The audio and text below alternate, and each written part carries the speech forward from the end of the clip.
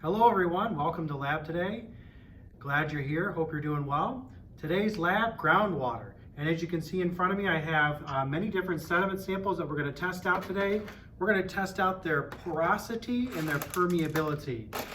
Porosity is the ability for a sediment to hold water, and permeability, the ability for a sediment to move water. And so we're going to test these concepts today using these sediments and doing some measurements. So groundwater and how it relates to our lives is the lab today. All right, so here's our lab today, the introductory part. I'm going to encourage you to go through and read these sections to get a better understanding of what groundwater is, what an aquifer is, the difference between porosity and permeability, and what this looks like underground in the zones of groundwater. Then you're going to turn your attention to the types of aquifers and wells, so read through that section. There is a so-called ordinary well from an unconfined aquifer, which is typically what maybe farms and homesteads that are out of the city's limits would use. But there are so-called confined aquifers, and the wells that tap into them are typically free-flowing. They're called artesian wells. And this is where we would get water for a municipality, for a city, waters for city use. And so there's an aquifers for city use section down below. Please go through and read this section and use it to help you answer the questions today.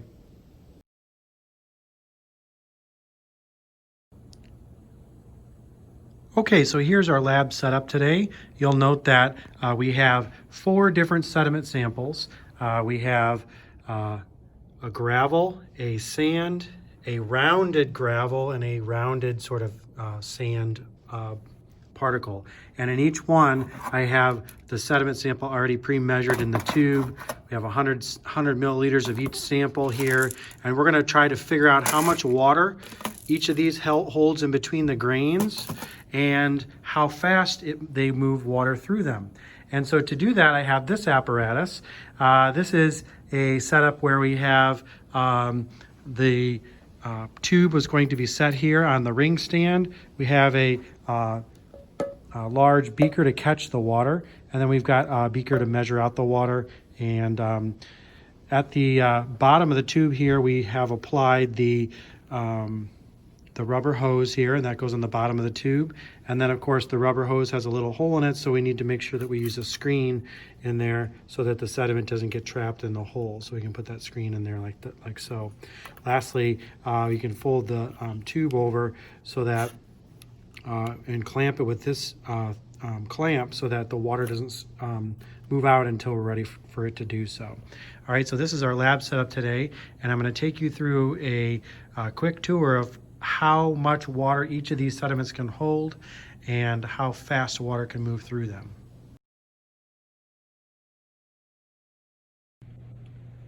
All right, for part 1, you can see that I have a sediment set up here, and our goal here is to simulate different sediments and how they hold and move water. And this will inform us on whether or not they would make a good aquifer. Remember, an aquifer is a body of rock that holds and moves water. And those aquifers are deep below the earth, where we drill into them and pump out the water to use for municipal use and so forth. So we're going to test out 4 sediment samples today. And each of the sediment samples you're going to give a name. You might give this one, I don't know, white fruity pebbles or something like that. Whatever you want to name it. The description is just white, large white rounded pebbles. And how much water 100 milliliters of sediment this holds. This is 100 milliliters of sediment. And what I've done today is gotten a graduated cylinder with 100 milliliters of water. And what I'm going to do is pour this in until the water fills up all the spaces between the grains. And this is very much how it would be in a groundwater system. You would have water filling up in between the grains. Now, as you see me pouring water in, you might be able to see, hopefully, that the water is trickling upward and ever so slowly pouring it in. I'm going to pour it in until it gets to the top there, and I just did. And I'm going to go ahead and then re-measure how much water is left in this 100 milliliter graduated cylinder. And I'm getting at eye level and reading this, I'm at about 55 milliliters. So 100 minus 55 is 45. So I just poured 45 milliliters of water into that beaker. So how much water will 100 milliliters of sediment hold in the spaces between the grains? And the answer would be 45 milliliters. Lastly, we're going to test how fast 200 milliliters of water moves through the sediment. And so to do that, I'm going to go ahead and pour the rest of this 100 milliliters in, and I'm going to get 100 more milliliters in there. And we're going to measure how fast that goes in. So let me pour the other 100 milliliters in. Now what I'm going to do is I'm going to start a stopwatch, and I'm going to start the stopwatch and let the water come out of the bottom of the tube here. There's a little clamp holding the bottom of the tube. I don't know if you can see that from your view here. But what I'm going to do is start the stopwatch, and when I let the water go through, I'm going to wait till the water level comes down to here, and then I'm going to stop the stopwatch. I'm going to do that for each sediment to get us a better sense of how fast water moves through, how easily water moves through. Again, the term for how much water a sediment can hold is called porosity, and that's what we just figured out, the 45 milliliters there. The other term is permeability, how fast or easily water moves through a sediment. So let's go ahead and run this experiment.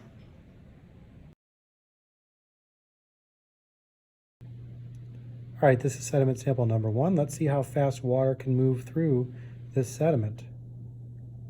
My starting point is when I release the water tube, and my stopping point is when the water gets to the top of my sediment for ease of measurement. So here we go.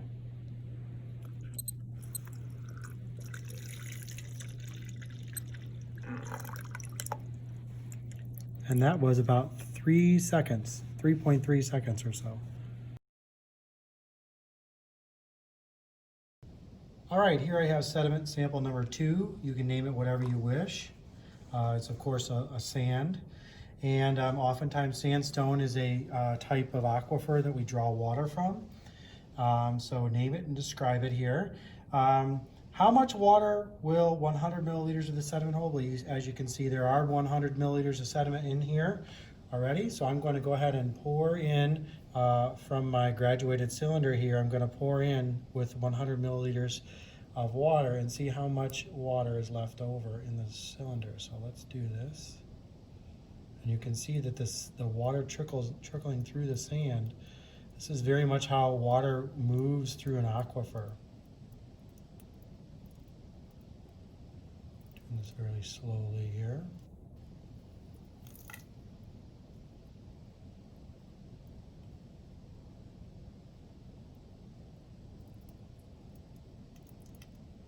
And you can see the water slowly filling up.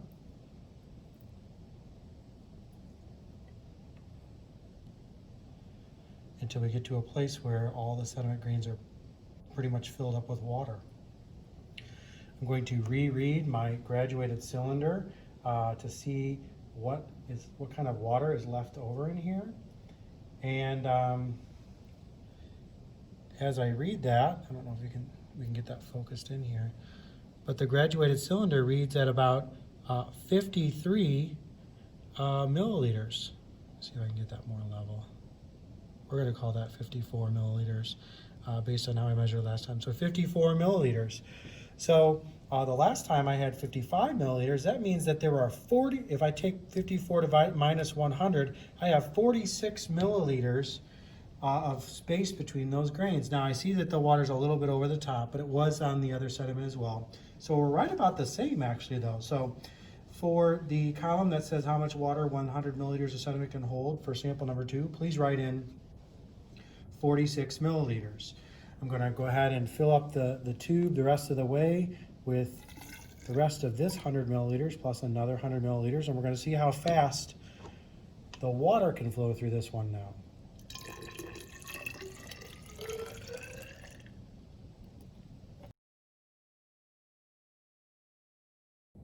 All right, so here we go. We are ready to see how fast water can move through. So let's begin.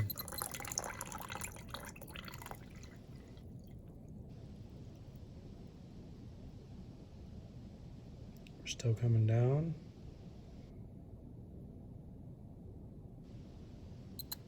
And we'll stop it there. So we're right at about 15 seconds.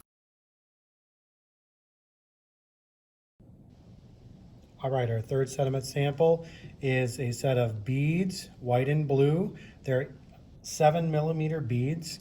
So when describing them, you can describe them as rounded 7mm beads. Call it whatever you'd like for the name. And we're going to see first how much water 100 milliliters of the sediment can hold. Here's our 100 milliliter graduated cylinder. And we're going to go ahead and pour in the water until it fills up to the top of the grains.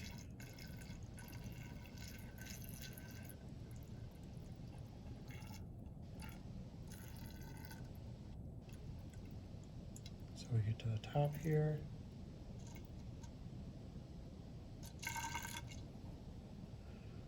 All right. And our measurement here for this one is 45 milliliters left in the graduated cylinder.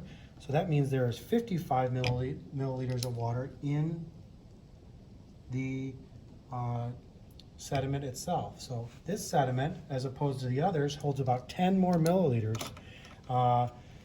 We're going to find, and you may find this, we may find this for our results, that the more rounded the sediment, the more open spaces there are between the grains, the more pore spaces. I'm going to go ahead and fill this up all the way with the rest of the 100 milliliters of this water, and we'll get another 100 milliliters in there, and we'll measure how fast 200 milliliters of water goes through this sediment.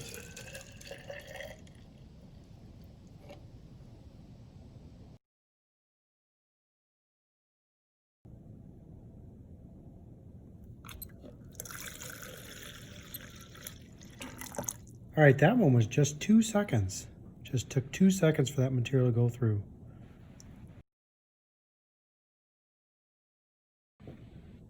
All right, our last sediment here, sediment sample number 4, I call Dippin' Dots. It's a round beads, about 4 millimeters in size. We're gonna see how much water 100 milliliters of the sediment can hold. So here we go, I'm gonna go ahead and pour this in.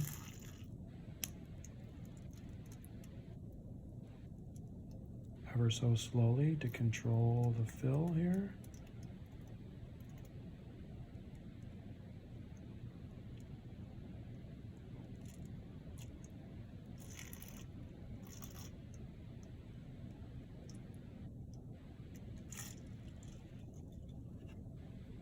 And that brings us to the top. And the measurement here on the graduated cylinder is right at about 54 again. So 54 would make 46 milliliters. All right, so here we go with our last trial. This sediment now has 200 milliliters of water. We'll see how fast it goes down into and through the sediment.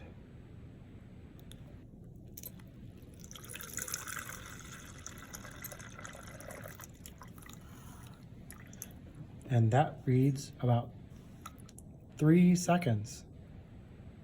3 seconds.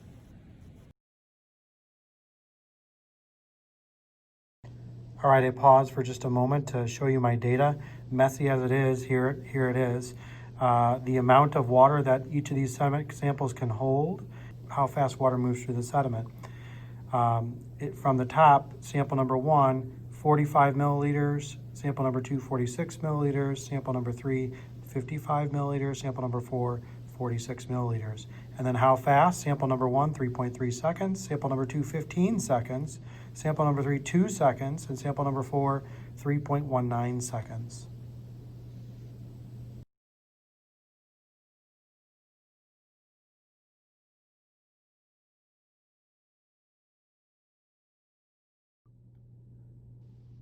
Your job now is going to be to analyze this data and figure out which samples perform better with holding and moving water and which performed less better. Which one would make a good aquifer? And that's what we're going to be looking at here as we analyze these sediments. and their porosity and permeability.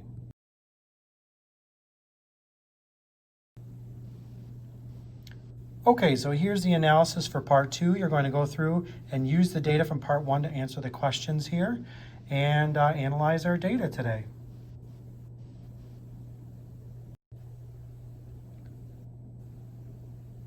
In the second part of part 2, you're going to look back at the introductory material to get a better sense of how our data and how our experiment translates to a good aquifer or maybe a not so good aquifer.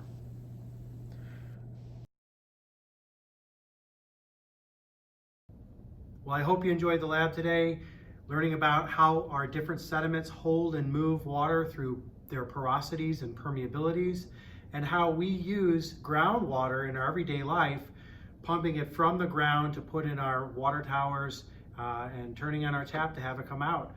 The ground does a great job at naturally filtering our water and holding a great water supply for us to use. So until next time, stay dry.